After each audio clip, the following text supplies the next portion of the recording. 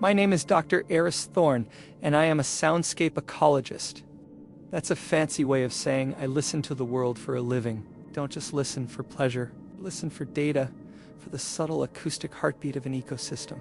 Capture the pre-dawn chorus of endangered songbirds, the low-frequency rumble of a glacier's retreat, the frantic scuttling of insects in the leaf litter. To me, a healthy environment is a symphony. A dying one is a cacophony of silence. It was this passion, this obsession with the planet's secret music, that led me to accept the job on Isla Sonitus. The offer was the opportunity of a lifetime. A 6-month fully funded contract to create the first ever complete audio bioinventory of a pristine, uninhabited island in the Pacific Northwest. Isla Sonitus, or the Isle of Sound, was a researcher's fantasy, a 15-square-mile chunk of old-growth temperate rainforest, completely isolated from the mainland, protected by treacherous currents and a formidable ring of basalt cliffs. No logging, no hunting, no human interference for over 70 years. It was a perfect acoustic time capsule. My mission was to set up a network of highly sensitive solar-powered microphones across the island, creating a 24/7 audio map of its life. I remember the day the supply boat dropped me off. It was late August, the air thick with the smell of salt and damp cedar. The boat captain, a grizzled man named Silas with hands like worn leather, helped me unload crates of gear onto a small rocky beach. He didn't say much, but as he prepared to cast off, he paused and looked past me towards the dense wall of ancient fir and spruce trees that rose like a fortress. "You know," he said, his voice a low grumble over the engine's idle, "the coastal tribes, they never settled this place. Called it the Island of Mocking Voices." I just smiled, chalking it up to local folklore. Probably just the way the wind. "Sounds coming through the sea caves," I offered. Silas just grunted, a non-committal sound. 6 months is a long time to be listening to the wind, Doc. Just, be careful what you listen for. With a final uneasy glance at the shore, he throttled the engine and the boat pulled away, leaving me in a profound and exhilarating silence, broken only by the cry of a gull and the rhythmic wash of waves. The first month was paradise. The main base was a small, sturdy cabin built for rangers decades ago, which I outfitted with my central recording hub. From there, I spent my days hiking through cathedral-like groves of trees draped in moss, setting up my remote microphone arrays. I recorded the haunting, flute-like calls of Swainson's thrushes, the territorial drumming of a pileated woodpecker, the squeak and rustle of deer mice in the undergrowth. I hung hydrophones off the cliffs to capture the clicks and whistles of orcas passing in the deep channel. Every night, I'd sit at my workstation, headphones on, utterly immersed. I was a conductor listening to the world's greatest orchestra, and I was the only one in the audience. The isolation didn't bother me, it was the point. Out there with no cell service and only a satellite phone for weekly check-ins, the noise of the human world faded away, and the real world came into focus. I was capturing pure, unadulterated nature, or so I thought. The first anomaly appeared in the 3rd week of September. I was reviewing a recording from a microphone placed deep in the island's central valley. I was trying to isolate the call of a rare marbled murrelet, a seabird that nests in old-growth forests. As I filtered out the low-frequency wind noise, I caught it, a bird call, but it was wrong. It had the right notes, the right cadence for a varied thrush, but the pitch was subtly distorted, almost metallic, like a bad recording of a recording. And stranger still, spectrographic analysis, the visual representation of the sound, showed harmonics that were impossibly complex for any bird's hearings. It looked less like a bird call and more like a distorted digital file. I spent hours trying to replicate the error, blaming it on a glitch in the microphone's firmware or atmospheric interference. I eventually logged it as an unidentified acoustic artifact and moved on, but then it happened again. A week later, a different microphone on the opposite side of the island picked up the sound of a deer's distress call. It was faint, but unmistakable. Except when I amplified it, the sound had the acoustic signature of something much larger. Something with a chest cavity the size of a bear, yet there were no bears on this island. It was a perfect imitation, but the physics were all wrong. It was like hearing a violin perfectly mimic the sound of a cello. Possible, but deeply unnatural. My scientific curiosity was piqued. I started actively searching for these anomalies, dedicating hours to sifting through the terabytes of audio data. I found more. Wolf. How impossible wolves hadn't been on these islands for a century. Sound of a large branch cracking and falling, but with no corresponding impact on the forest floor.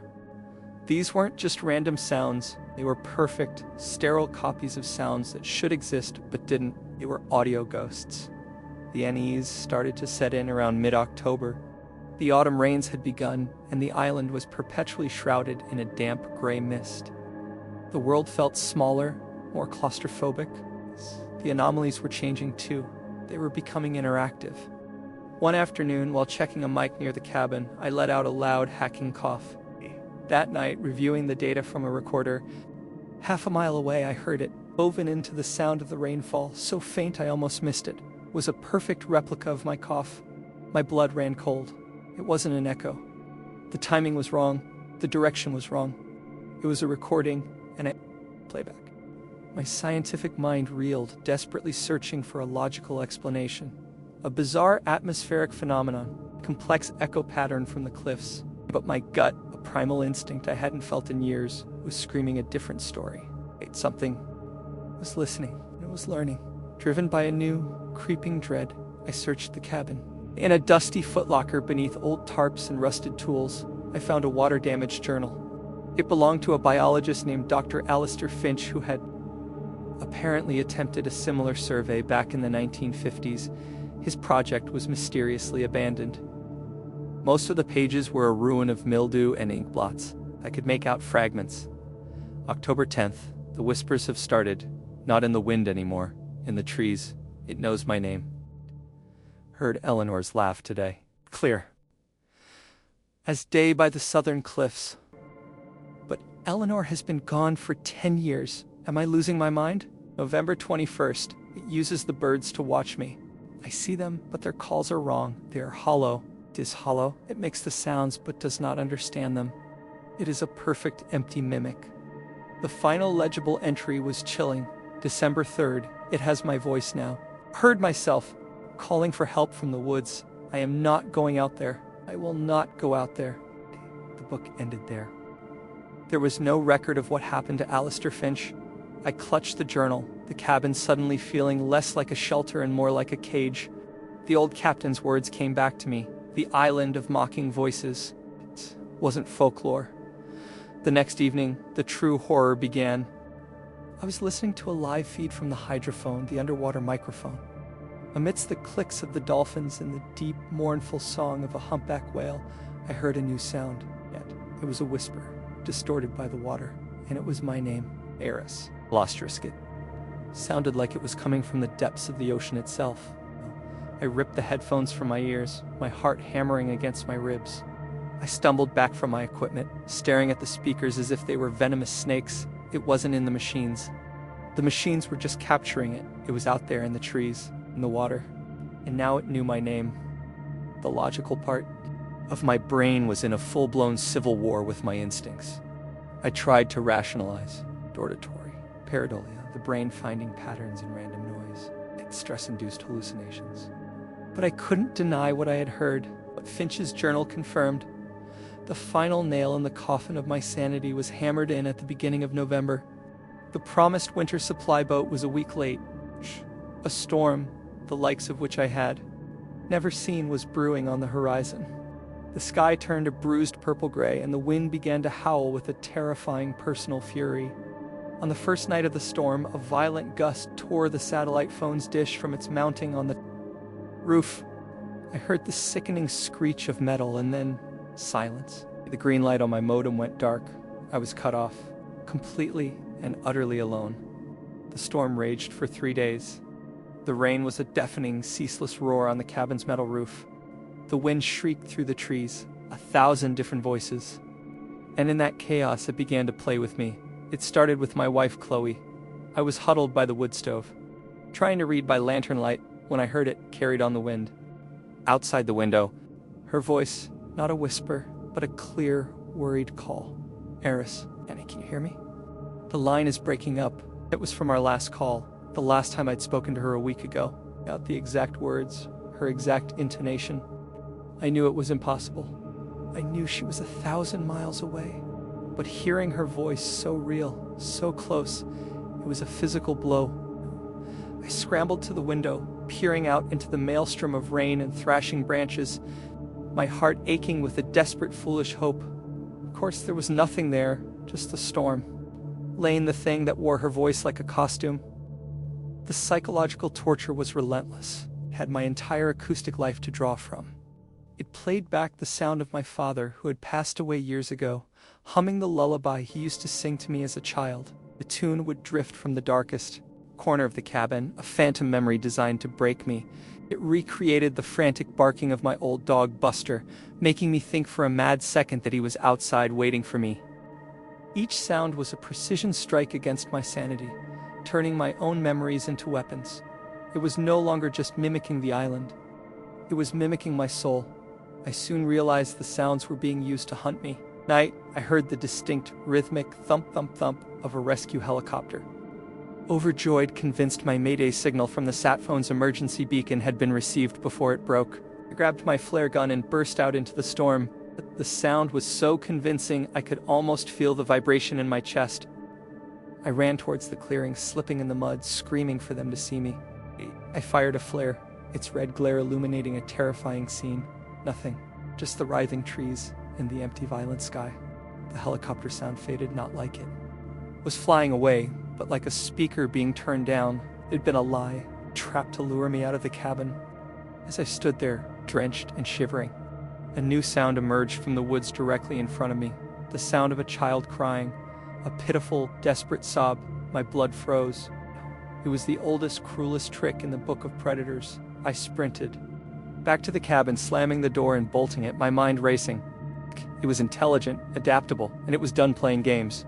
That night, it came for the cabin.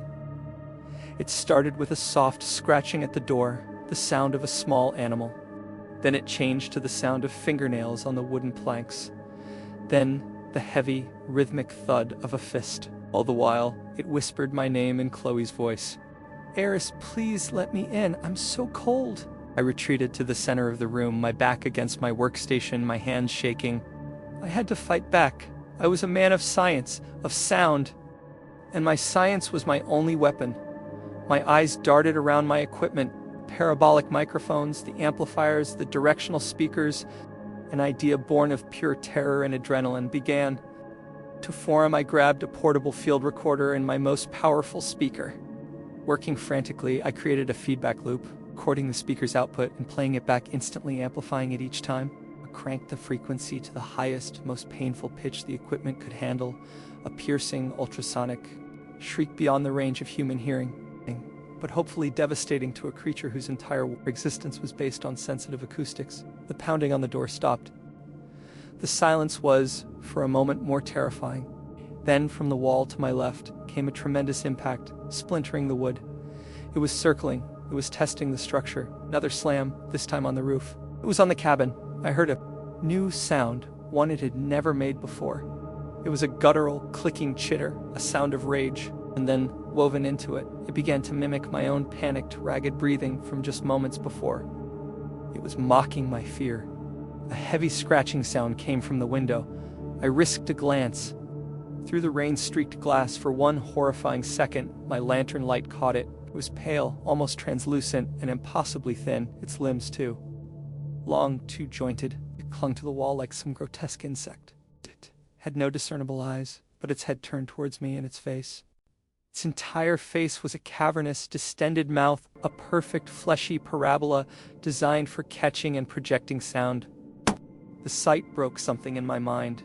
This was no ghost or hallucination. This was a predator, evolved to perfection in this isolated, silent world. The creature let out a scream, and the window shattered inward, spraying glass and freezing rain across the floor.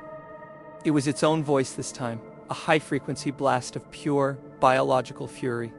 It was trying to beat me at my own game. This was my only chance. Clutching my makeshift sonic weapon, I bolted for the splintered door, kicked it open and ran out. Into the roaring storm, not towards the forest, but towards the cliffs, towards the boathouse. Behind me, the creature shrieked, a sound that was instantly copied and thrown back by the wind. creating a disorienting chorus of monsters. The boathouse was a dilapidated shed clinging to the edge of the cliff.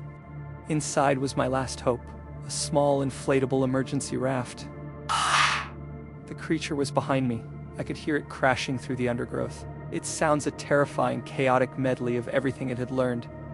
My wife's voice calling my name.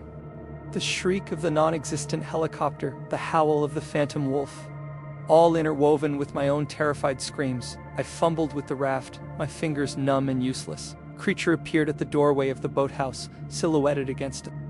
The storm, it was larger than I thought, unfolding itself to its full height. Just the nightmare of pale limbs and gaping maw.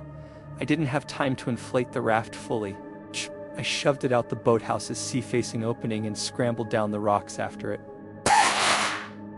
The waves crashing violently just feet below. The creature was coming, skittering down the rocks with unnatural speed. I had one last idea. I grabbed the portable recorder, the one still emitting the ultrasonic shriek. With all my strength, I hurled it back onto the rocks, a few yards away. From me, the creature, a being of pure sound, was irresistibly drawn to the intense, painful noise. It changed direction, lunging for the small black device. It pounced on it, its horrifying mouth opening wide, emitting a deafening blast of sound. To destroy the source of its pain, that was the only opening I needed. I threw myself into the partially inflated raft and pushed off into the churning Black Sea. I paddled frantically, not daring to look back. The waves tossed my tiny raft like a cork. I could still hear it even over the storm. It stood on the cliff's edge, and it projected one final sound out into the ocean. It was my voice, clear and perfect, screaming in agony. Final parting gift. A memory I would never escape. I don't know how long I was adrift, hours, maybe days. The storm eventually broke. I was found by a fishing vessel, half dead from hypothermia and dehydration. I told them my equipment failed, that I had to abandon the island when the storm hit. They called it a miracle I survived the sea, but I didn't tell them the truth. Who would believe me? They would say I went mad from the isolation. They might even try to find evidence of the creature, and I cannot, in good conscience, be responsible for sending anyone else to that place. I no longer work as a soundscape ecologist. I can't. The silence is the worst part. In any quiet room, my ears strain, searching for things that aren't there. I hear phantom bird calls in the hum of a refrigerator. I hear whispers in the static of an untuned radio. Sometimes late at night, when the world is still, I think about the island. I think about this creature, this perfect mimic, alone again in its silent kingdom. And I wonder, as it prowls the misty forests, what sounds it makes now. Does it still whisper my name to the waves? Does it still cry with my wife's voice to the empty trees? Has it learned a new sound? The most terrifying sound of all? The sound of absolute, unbroken silence. The sound of waiting,